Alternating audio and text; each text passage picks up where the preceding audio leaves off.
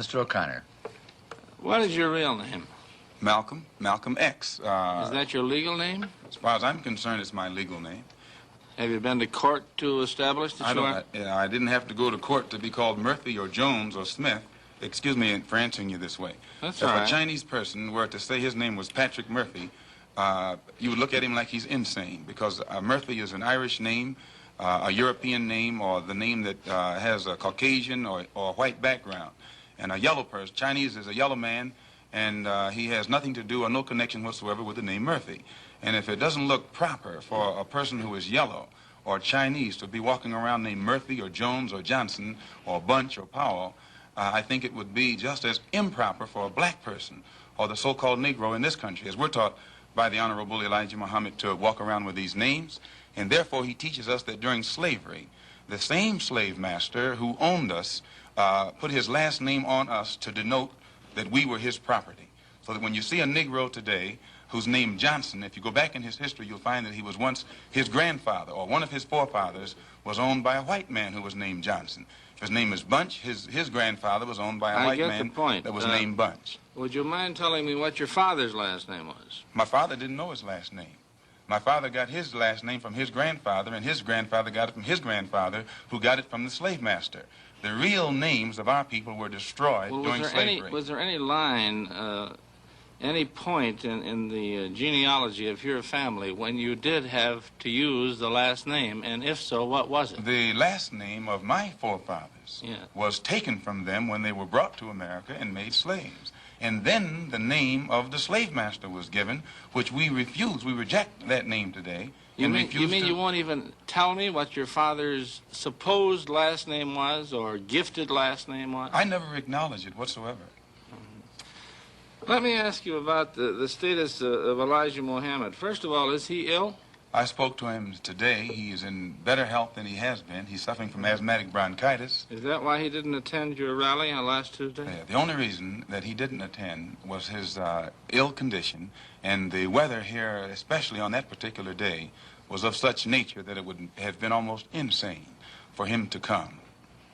Well, now, did you hold that meeting last Tuesday because it coincided with the general election, the primary election? I think if you study the history of Mr. Muhammad's work and religious work in this country, we've had our convention on February the 26th every year for, I think, the past 33 years.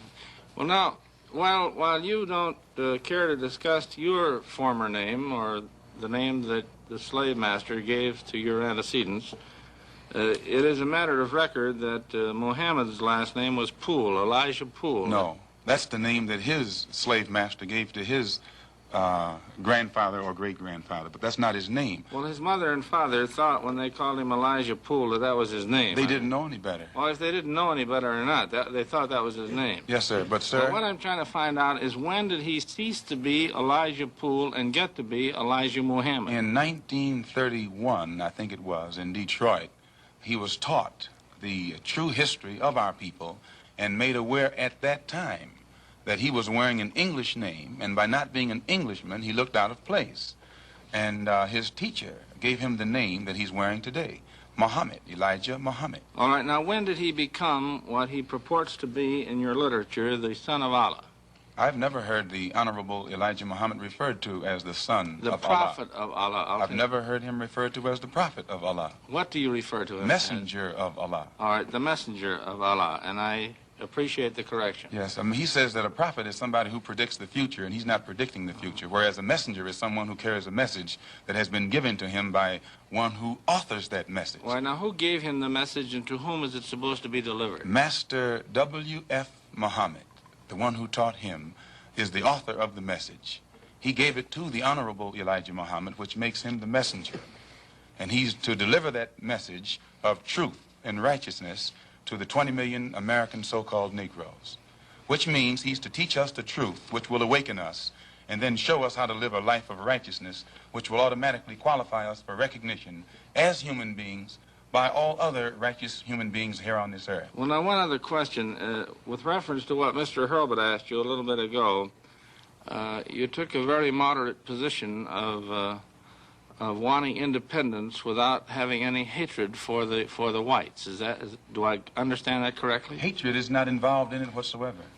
Well, I recall in a recent plane crash, I mean 2 or 3 years ago, or less than that, a charter flight on Air France in which a group of people from Atlanta, Georgia, were, as they say in the business, as they took off from Orly Field. And you were quoted at that time as expressing great gratification that this tragedy had occurred. Do you recall that? I recall it. What did you say? Do you remember? The press misinterpreted it and misrepresented it. What did you say? They said that it was made at a Muslim meeting. It wasn't. It was made at a rally of Negroes, Baptist, Methodist, Catholic, and otherwise in Los Angeles, who were rallying to protest the brutal shooting of 7 unarmed Negroes And what did you by say? heavily armed white policemen in the city of Los Angeles. And because we are a people who have been taught by the Honorable Elijah Muhammad to never carry weapons of any kind, but to get on God's side and rely on God to fight our battles for us, at the time that these brothers were shot down so brutally, I pointed out at the funeral of the brother who died that God would step in and take a hand in giving us some form of justice for the brutal killing of our brother. And when the plane crashed in France, I pointed out to the crowd at this rally that this was an act of God showing his wrath or complete resentment over the brutal form of injustice that had been inflicted upon our poor unarmed brothers. Were you saying that, or do you believe that? At that time, Dr. Billy Graham was in a crusade in Chicago, and the press, your papers here in this city, quoted Billy Graham of also saying that plane crash was an act of God.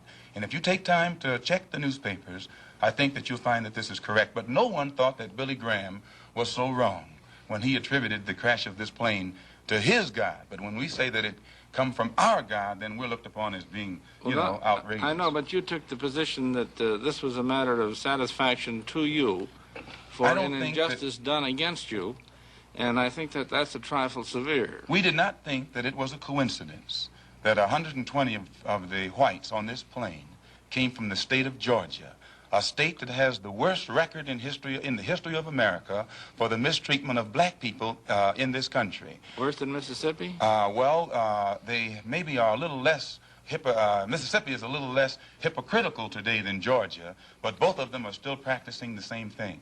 Now the whites in Georgia bite Negroes with a smile, whereas they used to bite them with a growl. But they're still being bitten, and we don't think that it is any worse to be bitten with a smile than it is to be bitten with a growl. Mr. Calvert. While we're on the subject of Mississippi, what is your organization's position of what happened in Mississippi in the past 6 months? Such as what? Such as the James Meredith incident and the enrollment of him in the university. Well, the Honorable Elijah Muhammad wants justice for every one of the 20 million so-called Negroes. And to just take one Negro and stick him in college with the aid of 15,000 troops and at a cost of $6,000 is a disgrace. It's a waste of taxpayers' money. It's a farce. It's hypocrisy. Because if it's right for one Negro to be forced into that university, then every Negro in the state of Mississippi who is qualified has the same right to go to that university. And if the government is not ready and willing to enforce the right of every Negro in the state of Mississippi, then, in my opinion, sir, it's only hypocrisy to pretend that they are for justice by pushing one Negro in and blowing it up all over the world to make it look like they're solving the problem when millions of black people in that state are still going to segregated schools and getting an inferior education. Does your organization encourage members to attempt to enter schools that have been known as all white in the past? The Honorable Elijah Muhammad doesn't discourage us from attending white schools, but he does say that it is better for us to go to our own schools, and after we have a thorough knowledge of ourselves, of our own kind, and racial dignity has been instilled within us, then we can go to anyone's school and we'll still retain our race pride, our racial dignity, and we will be able to avoid the subservient inferiority complex that most Negroes have or that is instilled within most Negroes who receive this sort of integrated education.